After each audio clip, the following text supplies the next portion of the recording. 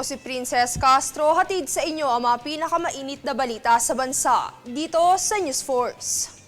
Sa ulo ng mga balita, BA nagdeklara ng food security emergency bunsod ng tumataas na presyo ng bigas. DOST sinimulan ng gumamit ng AI sa weather forecasting. 3 content creators dumalo sa TRICOM para sa investigasyon ng fake news. PCG nanindigang mayroong West Philippine Sea kaugnay ng pahayag ni Representative Marcoleta. Cebu pumangatlo sa Newt Awards 2024. Mga gumagawa ng singsing gamit ang 10 pisong barya, arestado. Patas at pantay na balita, komprehensibong ulat para sa pulso ng masa. Ito ang News Force. Para sa unang balita, kamakailang nagdeklara ng food emergency ang Department of Agriculture o DA bunsod ng patuloy na pagtaas ng presyo ng bigas sa kabila ng mababang taripa nito. Narito ang balitang hatid ni Jade Buhoy.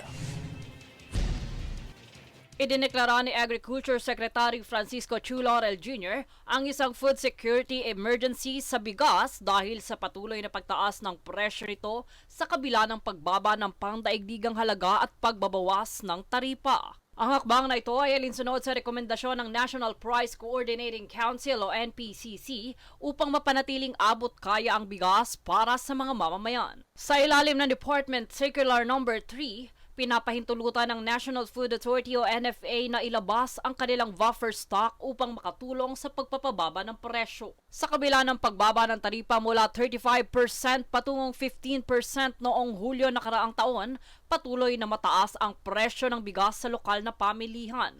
Ito ay ayon sa datos ng Philippine Statistical Authority o PSA. Samantala, ayon sa NPCC, pumalo na sa 17.9% ang inflation rate ng bigas noong taong 2023 buwan ng Setyembre, malayo sa target ng gobyerno na 4% para sa food inflation. Habang ang NFA ay may hawak na humigit kumulang 300,000 metric tons ng bigas at kalahati nito ay maaaring ilabas sa loob ng 6 na buwan upang matugunan ang pangangailangan. Bunsod nito, mananatili ang deklarasyon ng food security emergency hanggang sa bumalik sa normal ang presyo ng bigas, subalit patuloy itong susuriin ng gobyerno. Pagbibigay diin pa ng kalihim, mahalagang tiyakin ang balanse sa pagitan ng malayang kalakalan at seguridad sa pagkain upang maprotektahan ang mga Pilipino laban sa labis na pagtaas ng presyo. Jade Buhoy, nag-uulat para sa Golden Nation Network. Ayon sa COMELEC, posibleng buksang muli ang filing ng Certificate of Candidacy para sa BARM elections. Ito ay kaugnay ng desisyon ng Korte Suprema na ihiwalay ang Sulu mula sa rehiyon ng BARM. Para sa detalye narito si Francis Riudique.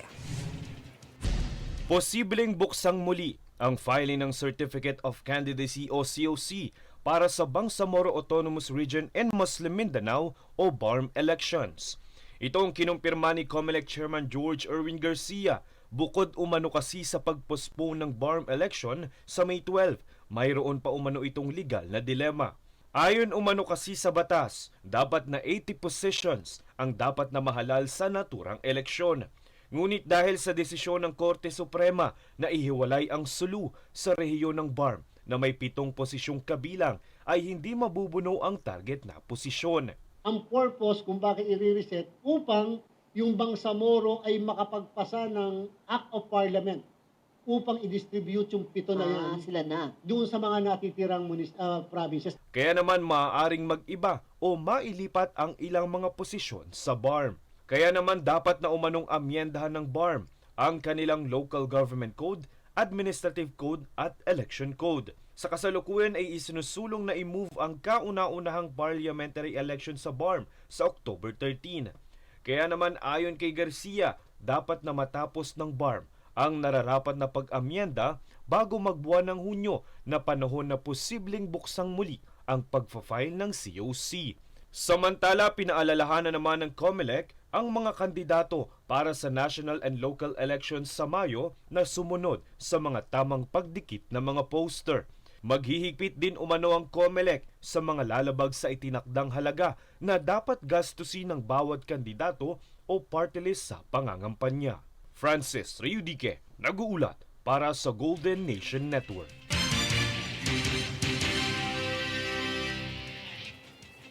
Sa iba pang ulat, may 3,000 kahon ng food packs ang ipinamahagi ng DSWD sa mga pamilya na apektado ng shearline. Ang DSWD Field Office Bicol Region ay nagsagawa ng pamamahagi ng Family Food Packs o FFPs kahapon ika-4 ng Pebrero sa Camarines Sur. Nakatanggap ang 7 barangay ng tulong mula sa DSWD matapos na lubhang maapektuhan ng pabago-bagong klima ngayon.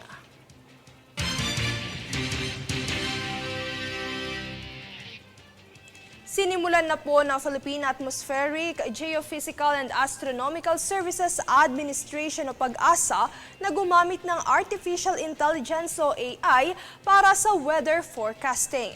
Ito ang kinumpirma ni Department of Science and Technology o DOST Secretary Renato Solidum. Mula umano sa Amerika ang AI na ito na mula sa 5 araw kaya nang i-forecast ang hanggang sa 2 linggo. Bukod dito ay maglulunsad pa ng ibang programa ang ahensya para mas paigtingin ang paggamit ng AI sa mga infrastruktura ng DOST.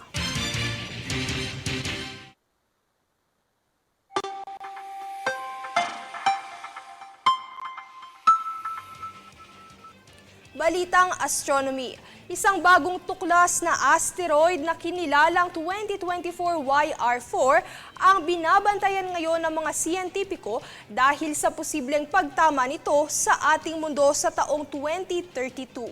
May sukat itong 130 at 300 talampakan, kasing laki ng isang football field at halos kasing liwanag ng sinag ng araw na bagamat nasa 1.6% lamang ang posibilidad na pagtama nito ay tinututukan upang maiwasan ang danyos. Kaya nitong makalikha ng shockwaves na kayang patagi na ang lahat ng ari-arian depende kung saan tatama ito. Hindi man ito gaanong nakakabahala sakaling sumabog sa karagatan, ngunit posibleng magdulot ng tsunami.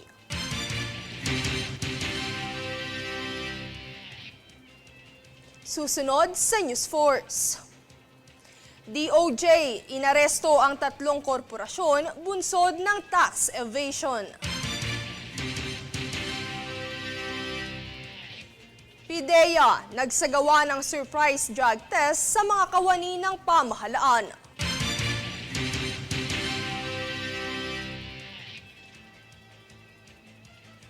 Tatlong content creators dumalo sa TRICOM para sa investigasyon ng fake news at disinformation. Manatiling nakatutok para sa higit pang mabalita sa pagbabalik ng News 4.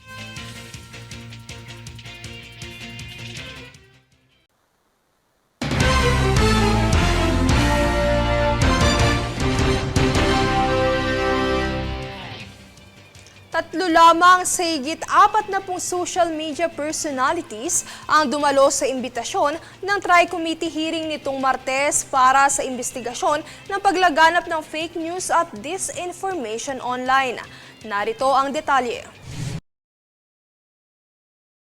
Matapos ng kamakailang imbitasyon ng House Tri-Committee panel sa higit 40 content creators at social media personalities, ay 3 lamang ang tumugon at dumalo sa pagdinig nitong Martes.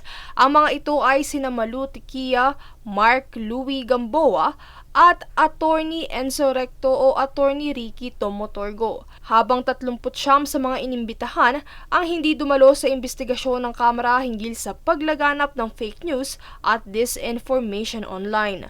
Dagdag pa rito, ilan sa mga lumiban sa House probe ang nagdahilan na nasa labas umano sila ng bansa. Kaya naman umani ng batiko sa mga absentee mula kay Surigao del Norte Representative Robert A. Barbers at hinamon silang dalhin ang kanilang tapang sa tamang forum. Ang pahayag na ito ay sinigundahan naman ni House Committee on Public Order and Safety Chairman at Laguna Representative Dan Fernandez na sinabing ang pagtanggi ng mga social media figure na magpakita sa hearing ay dumadagdag lamang ng pagdududa sa kanilang kredibilidad at motibo. Kaugnay nito ay kinwestiyon ni Barbers ang katuwiran ng mga tumangging dumalo na ang investigasyon ay labag umano sa konstitusyon kaya't mayroong pag-aatubili na makibahagi sa bukas na talakayan. Dahil dito, kanyang ipinaliwanag na ang pagdinig ay hindi naglalayong pigilan ang malayang pananalita bagkusay upang gumawa ng mga regulasyon na tinitiyak ang pananagutan at etikal na paggamit ng social media. Sa panig naman ng isang vlogger na si Atty. Tumotorgo, kanyang iginiit na idedepensa ang kanilang mga pahayag sa pamamagitan ng freedom of expression. Kahit vloggers kami, pwede kaming kasuhan. Yun nga lang, ang pagkakaiba, ang magiging defense talaga namin, freedom of expression. Samantala, karamihan sa mga lumiban ay nagsumite ng mga excuse letter, ngunit hindi sang-ayon dito si Abang Lingkod Party List Representative Stephen Paduano dahil hindi umano libreng pass ang excuse letter. Kasabay nito ay naprobahan ng komite ang mosyon ni Paduano na mag-issue ng show cause order sa mga content creator na hindi nagsaad ng wastong dahilan para sa kanilang pagliban o hindi pagtugon sa imbitasyon sa Kamara. Dahil dito nanawagan si Senior Deputy Speaker Aurelio Dong Gonzales Jr. na magkaroon ng regulasyon sa social media upang labanan ang fake news kasama ng mapaminsalang nilalaman nito para maprotektahan ang malayang pananalita at matiyak ang ligtas na digital space. Princess Castro nag-uulat para sa Golden Nation Network. Sa iba pang paksa, pinangunahan ni First Lady Liza Marcos ang pulong sa pagitan ng iba't ibang film stakeholders, Film Development Council of the Philippines at iba pang guild heads at representatives sa Makati City nitong Lunes. Kanilang tinalakay ang mga insentibo at suporta mula sa pamahalaan, gayon din ang pagpapahusay sa mga young filmmaker sa pamamagitan ng sinigang na isang pribadong institusyon na isinusulong ang edukasyon, profesionalismo at globalisasyon ng industriya. Katuwang sa mga inisyatibo ng pagpapalawak at pagpapabuti ng industriya ng pelikulang Pilipino, ang Department of Trade and Industry na layong ilapit ang bansa sa pandaigdigang merkado gaya ng streaming platforms at distribusyon ng mga channel sa buong mundo. Sa tulong naman ng Department of Tourism, nagbibigay ito ng insentibo at production support para sa industriya, gayon din ang pag-feature sa mayamang kultura ng Pilipinas at mga magagandang tanawin sa bansa.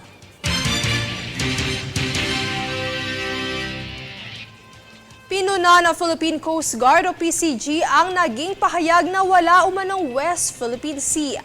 Ayon sa PCG, totoo at hindi kathang-isip lamang ang naturang karagatan. Para sa detalye narito si Francis Riudique.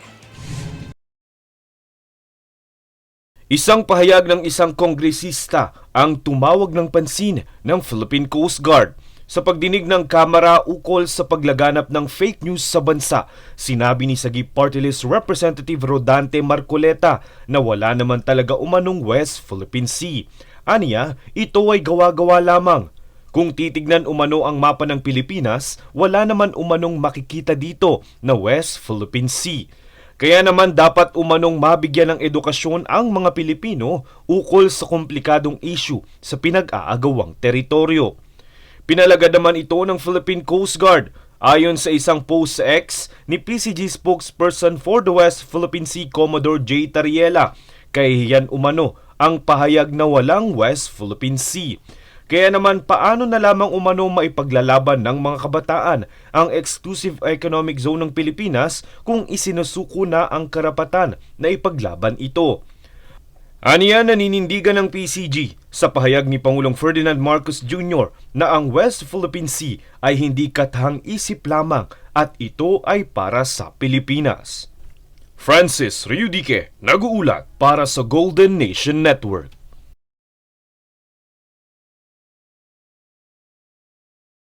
Sa iba pang kaganapan, nagsampa ng kaso kamakailan ang Department of Justice o DOJ sa 3 malawakang korporasyon sa bansa bunsod ng hindi pagbabayad ng buwis. Yan ang balitang hatid ni Jade Buhoy. Kamakailang ikinilos ng Department of Justice o DOJ ang paghahabol sa mga umiiwas sa pagbabayad ng buwis sa pamamagitan ng pagsasampa ng kaso laban sa 3 kumpanyang industrial. Pinangunahan ni Justice Secretary Jesus Crispin Remulla ang pagsasampa ng 20 kasong kriminal sa Court of Tax Appeals o CTA laban sa Total Metal Corporation, Equator Energy Corporation at Limwangco Metal Industrial Incorporated. Ayon sa DOJ na diskubring gumagamit ang mga nasabing kumpanya ng pekeng resibo mula sa ghost companies upang makaiwas sa pagbabayad ng tamang buwis. Ang naisampang kaso ay resulta ng reklamo mula sa Bureau of Internal Revenue o BIR sa ilalim ng kanilang Run After Fake Transactions o RAF program. Samantala, 10 kaso ang isinampa laban sa Total Metal Corporation, 4 sa Equator Energy Corporation at 2 sa Limwangco Metal Industrial Incorporated. Nilabag umano ng mga kumpanya ang Sections 254 at 255, kaugnay ng Section 253D at 256 ng National Internal Revenue Code o NIRC ng 1997, na siyang naging basehan ng DOJ sa pagsasampa ng kaso. Pagbibigay din pa ng kalihim na ang pagbabayad ng buwis ay mahalagang tungkulin ng bawat Pilipino upang mapanatili ang tuloy-tuloy at maayos na serbisyo ng pamahalaan. Aniya, inaasahang maglabas ang korte ng warrant of arrest laban sa mga opisyal ng naturang kumpanya sa lalong madaling panahon. Jade Buhoy, nag-uulat para sa Golden Nation Network.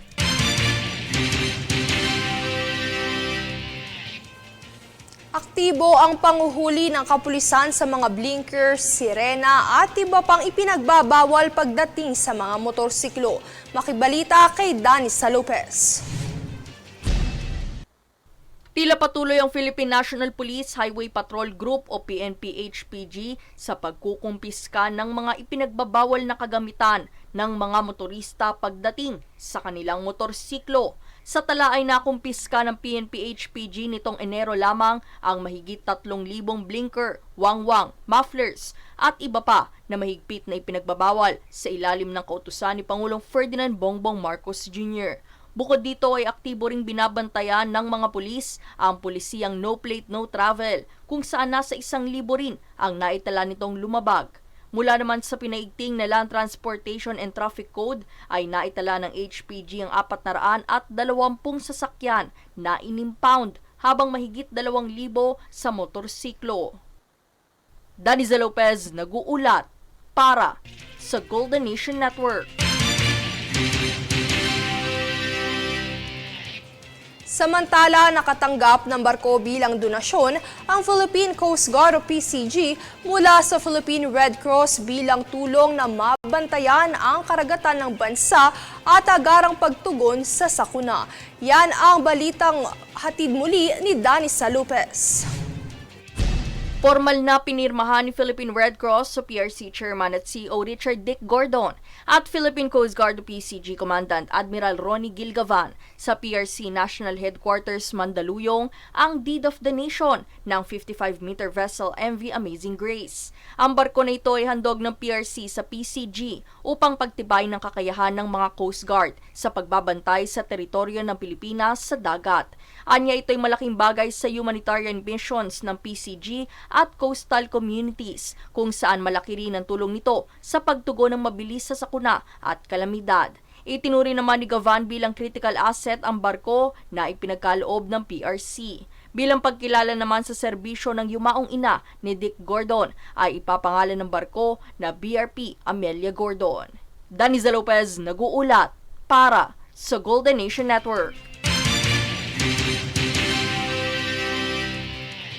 Pinangunahan ni PIDEA Officer in Charge Assistant Secretary Renato Gumban ang isang sorpresang drug test sa mga opisyal at tauhan matapos ang flag raising ceremony sa kanilang punong tanggapan sa Quezon City. Isinagawa ang pagsusuri ng PIDEA Laboratory Service upang tiyakin ang integridad ng ahensya sa pangunguna ng kampanya laban sa iligal na droga. Alinsunod ito sa Republic Act 9165 na nag-aatas ng taunang drug test para sa mga opisyal at miyembro ng pulisya, militar at iba pang law enforcement agencies.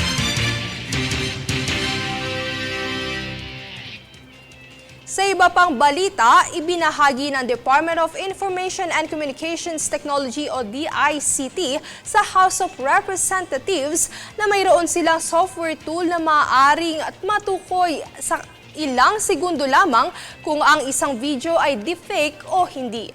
Ayon sa ahensya, ang tool na ito ay makakatulong sa gobyerno upang habulin ang mga scammer. Samantala, sa pahayag ni DICT Secretary Ivan Jan Uy, nasa proseso pa ang ahensya upang makakuha ng licensed software para sa naturang app.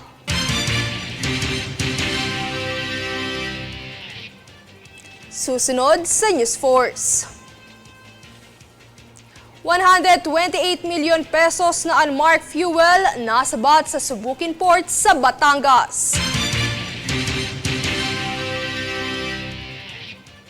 Cebu pumangatlo sa Youth Awards 2024. Lingkod Bayan Caravan muling aarangkada sa Makati. Manatiling nakatutok para sa higit pang mga balita sa pagbabalik ng News 4.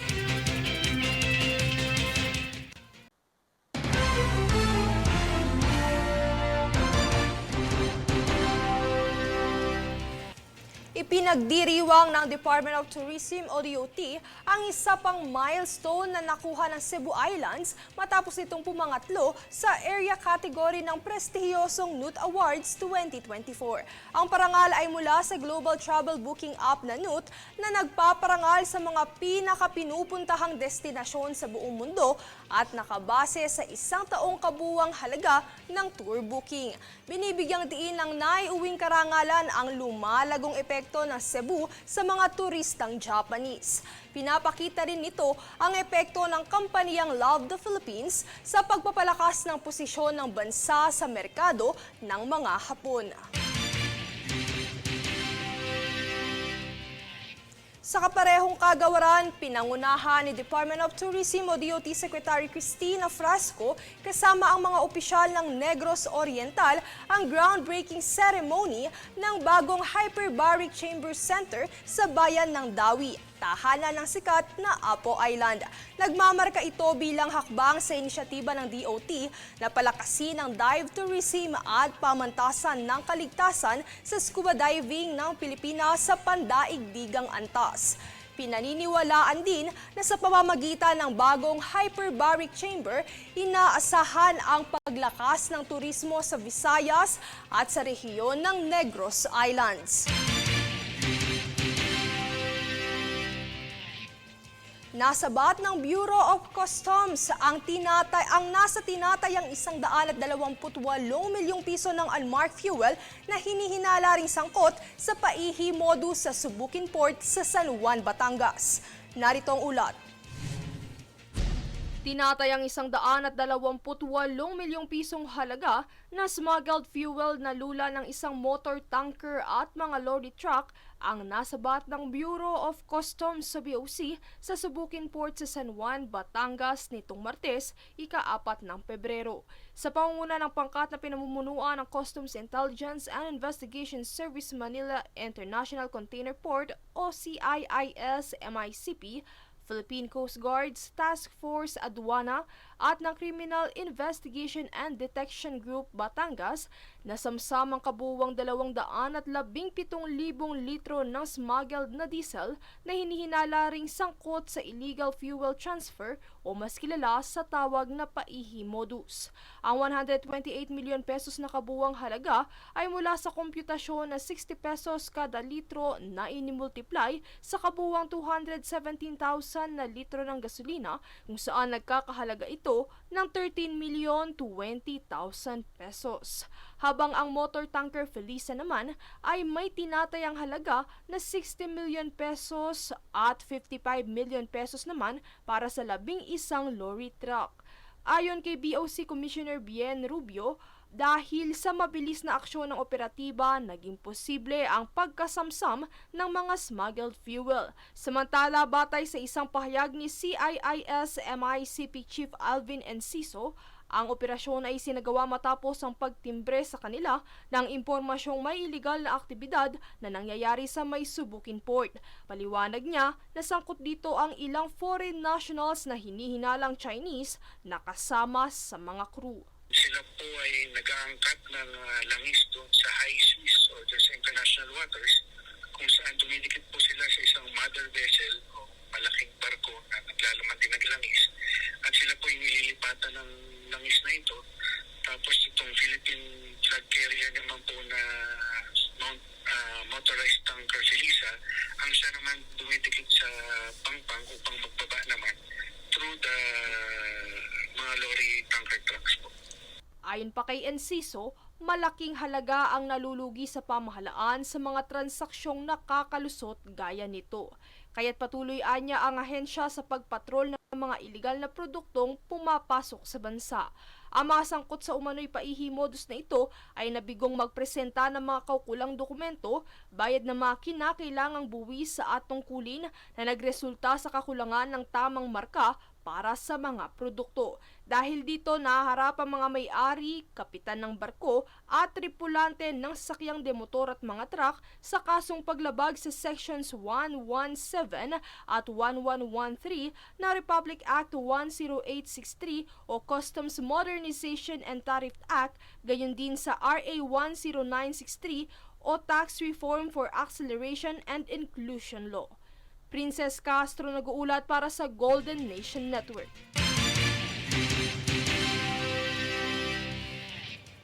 Dagdag pang ulat, inaanyayahan ng lungsod ng Makati ang mga Makatisen sa Lingkod Bayan Caravan at ugnayan sa barangay na gaganapin sa Sabado sa Barangay Palanan Sports Complex kasama si Mayora Abi Binay. Alok nito ang libreng gamot, blood sugar screening, blood type, medical check-up, heart screening, x-ray at iba pa. Tumungo lamang sa opisyal na Facebook page ng Makati para sa karagdagang impormasyon.